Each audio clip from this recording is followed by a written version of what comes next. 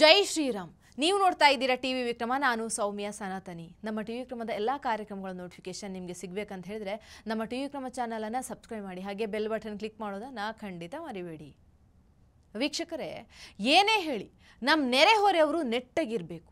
ಅದು ನಮ್ಮ ಅಕ್ಕಪಕ್ಕದ ಮನೆಯವರೇ ಆಗಿರಲಿ ಅಥವಾ ಅಕ್ಕಪಕ್ಕದ ದೇಶದವರೇ ಆಗಿರಲಿ. ಆದರೆ ನಮ್ಮ ದುರಾದೃಷ್ಟ, ದುಶ್ಮನ್ ಕಹಾ ಹೇ ಅಂದರೆ ಬಗಲ್ ಮೇ ಹೇ ಅನ್ನೋ ಹಾಗೆ ಸುತ್ತಮುತ್ತ ದುಶ್ಮನಗಳನ್ನೇ ಕಟ್ಕೊಂಡು ಬದುಕೋ ಹಾಗಾಗಿದೆ.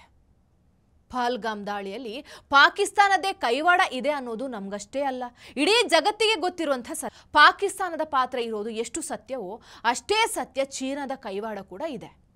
ಚೀನಾ ಈ ದಾಳಿಯಲ್ಲಿ ಯಾವ ರೀತಿ ಇನ್ವಾಲ್ವ್ ಆಗಿದೆ, ಚೀನಾ ವಿರುದ್ಧ ಸಿಕ್ಕಂಥ ಒಂದಷ್ಟು ಇಂಟ್ರೆಸ್ಟಿಂಗ್ ಸಾಕ್ಷಿಗಳನ್ನು ನಿಮ್ಮ ಮುಂದೆ ಇಡ್ತೀನಿ. ನಿಮ್ಗೆಲ್ರಿಗೂ ಗೊತ್ತಿರೋ ಹಾಗೆ ಈ ಪಹಲ್ಗಾಮ್ ದಾಳಿಯನ್ನು NIA ಕಂಪ್ಲೀಟ್ ಆಗಿ ಹ್ಯಾಂಡಲ್ ಮಾಡ್ತಾ ಇದೆ.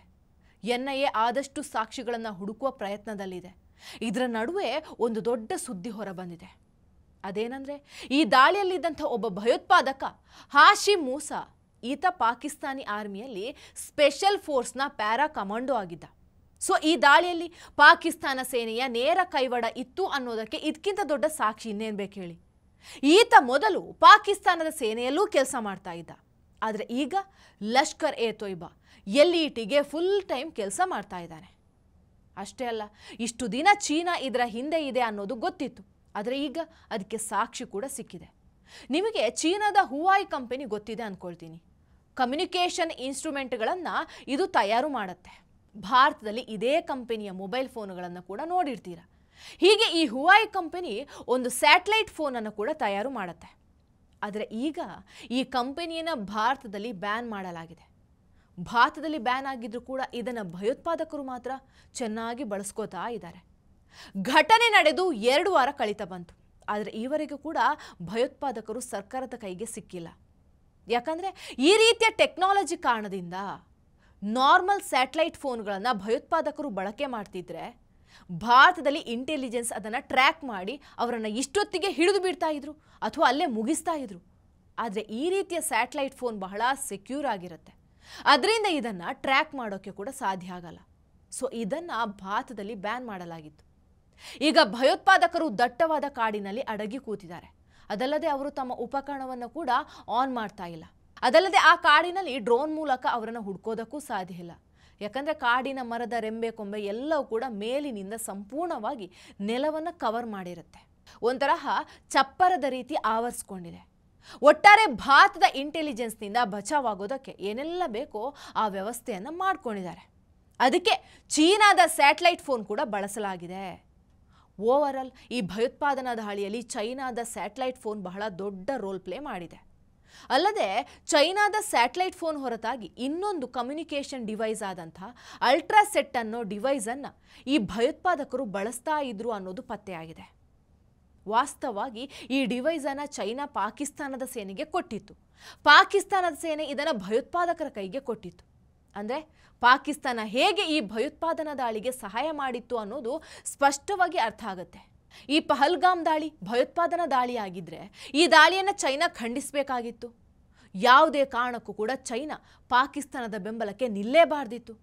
ಆದರೆ ಚೈನಾದ ವಿದೇಶಾಂಗ ಮಂತ್ರಿಯಾದಂಥ ವಾಂಗ್ ಯಿ ಪಾಕಿಸ್ತಾನದ ವಿದೇಶಾಂಗ ಮಂತ್ರಿಯಾದಂಥ ಇಶಾಕ್ ದಾರ್ನೊಂದಿಗೆ ಮಾತಾಡಿ ಪಾಕಿಸ್ತಾನದ ಸಾರ್ವಭೌಮತೆ ಹಾಗೂ ಭದ್ರತೆಯ ಬಗ್ಗೆ ಸಂಪೂರ್ಣ ಬೆಂಬಲವನ್ನು ನೀಡಿದ್ದಾರೆ. ಜೊತೆಗೆ ನ್ಯೂಟ್ರಲ್ ಆಗಿ ತನಿಖೆ ನಡೆಸಬೇಕು ಅಂತ ಪಾಕಿಸ್ತಾನ ಹೇಳಿತು. ಅದನ್ನೇ ಈಗ ಚೈನಾ ಕೂಡ ಹೇಳ್ತಾ ಇದೆ. ಹೀಗೆ ಚೀನಾ ಪಾಕಿಸ್ತಾನ ಭಯೋತ್ಪಾದಕರನ್ನು ಸಾಕ್ತಾ ಇದೆ. ಅದೇ ಚೈನಾದ ನಿಲುವನ್ನು ಭಾರತದ ಎಕ್ಸ್ಟರ್ನಲ್ ಅಫೇರ್ಸ್ ತಿರಸ್ಕರಿಸಿದೆ. ದಾಳಿಯಲ್ಲಿ ಪಾಕಿಸ್ತಾನದ ಆರ್ಮಿಯ ನೇರ ಕನೆಕ್ಷನ್ ಇದೆ. ಈ ದಾಳಿಯಲ್ಲಿ ಚೈನಾದ ಟೆಕ್ನಾಲಜಿ ಬಳಸಲಾಗಿದೆ. ಇದರ ಸಾಕ್ಷಿ ಕೂಡ ಭಾರತಕ್ಕೆ ಸಿಕ್ಕಿದೆ. ಹಾಗಾಗಿ ಈ ಸಾಕ್ಷಿಗಳನ್ನು ಭಾರತ ಅಂತಾರಾಷ್ಟ್ರೀಯ ವೇದಿಕೆಯಲ್ಲಿ ಕೂಡ ಬಳಸಿಕೊಳ್ಳುತ್ತೆ. ಒಟ್ಟಾರೆ ಈ ಹಿಂದೆ ನಡೆದ ಈ ದಾಳಿಯಲ್ಲಿ ಪಾಕಿಸ್ತಾನದ ಸೇನೆ, ಚೈನಾ ಹಾಗೂ ಭಯೋತ್ಪಾದಕ ಸಂಘಟನೆ ಸೇರಿ ಪ್ಲಾನ್ ಮಾಡಿದ್ದನ್ನು ನಾವು ನೋಡಬಹುದು. ಇನ್ನು ಚೈನಾದ ಬಗ್ಗೆ ಹೇಳೋದಾದರೆ, ಚೀನಾ ಆರ್ಟಿಕಲ್ 370 ಇಂದನೇ ಭಾರತವನ್ನು ವಿರೋಧಿಸ್ತಾ ಬಂದಿದೆ. ಇದಲ್ಲದೆ ಪಾಕಿಸ್ತಾನ ಕಾಶ್ಮೀರದ ಬಗ್ಗೆ ಏನೆಲ್ಲ UN ಹೇಳಿತ್ತು ಅದನ್ನು ಕೂಡ ಸಪೋರ್ಟ್ ಮಾಡ್ತಾ ಬಂದಿತ್ತು. ಹಾಗೆ ಪಾಕ್ ಆಕ್ರಮಿತ ಕಾಶ್ಮೀರದಲ್ಲಿ ಗಿಲ್ಗಿಟ್ ಬಲೂಚಿಸ್ತಾನ್ ಪ್ರದೇಶದಲ್ಲಿ ಕೂಡ ಚೈನಾ ಇನ್ಫ್ರಾಸ್ಟ್ರಕ್ಚರ್ ನಿರ್ಮಿಸ್ತಾ ಇದೆ.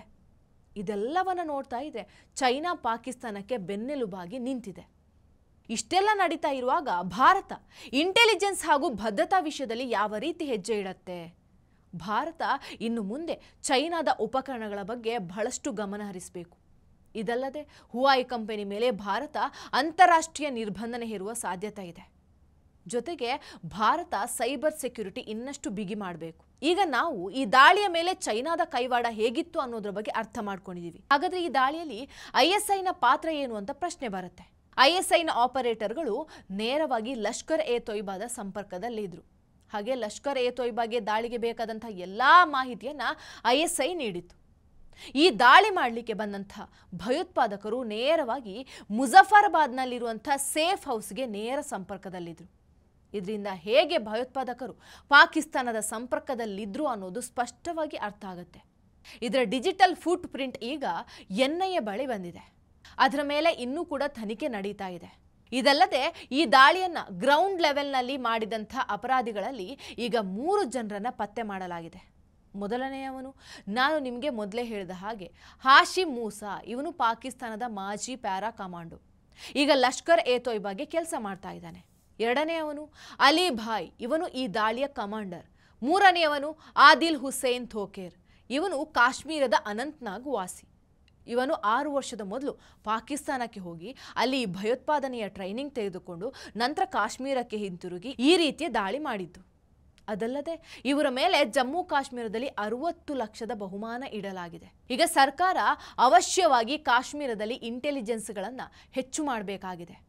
ಅಲ್ಲದೆ ಕಾಶ್ಮೀರದಲ್ಲಿ ಭಯೋತ್ಪಾದಕರಿಗೆ ಸಹಾಯ ಮಾಡ್ತಾರಲ್ವ, ಅವರನ್ನು ಹುಡುಕಬೇಕು, ಅವರ ಮನೆಯನ್ನು ಧ್ವಂಸ ಮಾಡಬೇಕು. ಜೊತೆಗೆ ಕ್ರಾಸ್ ಬಾರ್ಡರ್ ಯಾವ ರೀತಿ ಸಂಪರ್ಕ ಇದೆ ಅನ್ನೋದನ್ನು ನಾವು ಕಂಡುಹಿಡಿಬೇಕು. ಇದಲ್ಲದೆ POKನಲ್ಲಿರುವಂಥ ಕೆಲವು ಸೂಕ್ಷ್ಮ ಏರಿಯಾದ ಮೇಲೆ ಇನ್ನಷ್ಟು ಕಣ್ಗಾವಲು ಇಡಬೇಕು. ಅದೆಲ್ಲವನ್ನಂತೂ ಖಂಡಿತ ಮಾಡುತ್ತೆ.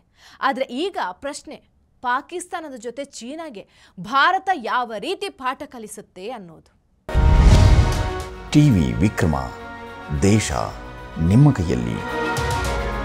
ಈ ಕಾರ್ಯಕ್ರಮ ನಿಮಗೆ ಇಷ್ಟ ಆಗಿದ್ದಲ್ಲಿ ಲೈಕ್, ಶೇರ್ ಹಾಗೂ ಕಮೆಂಟ್ ಮಾಡಿ. ಟಿವಿ ವಿಕ್ರಮದ ಕಾರ್ಯಕ್ರಮಗಳನ್ನು ನಿರಂತರವಾಗಿ ವೀಕ್ಷಿಸಲು ಸಬ್ಸ್ಕ್ರೈಬ್ ಮಾಡಿ, ಬೆಲ್ ಐಕನ್ ಒತ್ತಿ. ಟಿವಿ ವಿಕ್ರಮ, ದೇಶ ನಿಮ್ಮ ಕೈಯಲ್ಲಿ. ಟಿವಿ ವಿಕ್ರಮ, ದೇಶ ನಿಮ್ಮ ಕೈಯಲ್ಲಿ. ಟಿವಿ ವಿಕ್ರಮ, ದೇಶ ನಿಮ್ಮ ಕೈಯಲ್ಲಿ. ಟಿವಿ ವಿಕ್ರಮ, ದೇಶ ನಿಮ್ಮ ಕೈಯಲ್ಲಿ.